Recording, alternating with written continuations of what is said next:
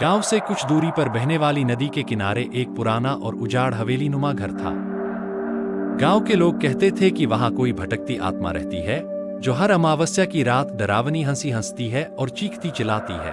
कोई भी उस घर के पास जाने की हिम्मत नहीं करता था।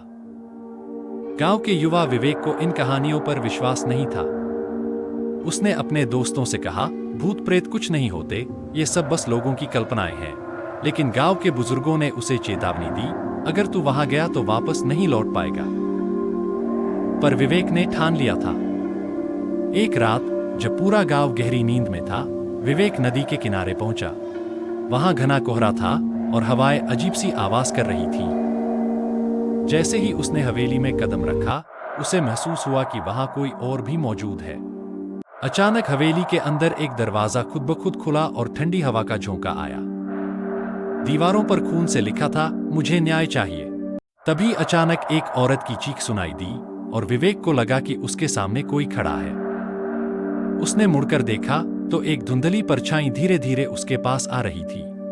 उसकी आंखें जलती हुई लाल थीं और बाल हवा में उड़ रहे थे। अचानक आत्मा की आवाज गूंजी, तुम यहाँ क्यों आए हो? विवेक ने साहस जुटाकर पूछा, तुम कौन हो और क्या चाहती हो?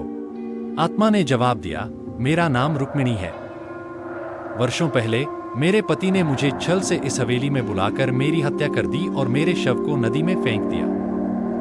मेरा हत्यारा खुलेआम घूम रहा है और मैं न्याय की प्रतीक्षा कर रही हूं। विवेक ने हिम्मत करके कहा, मैं तुम्हारी मदद कैसे कर सकता हूं? रुक्मिणी की आत्मा बोली, मेरी हड्डियां अब भी नदी के किनारे दबी हैं।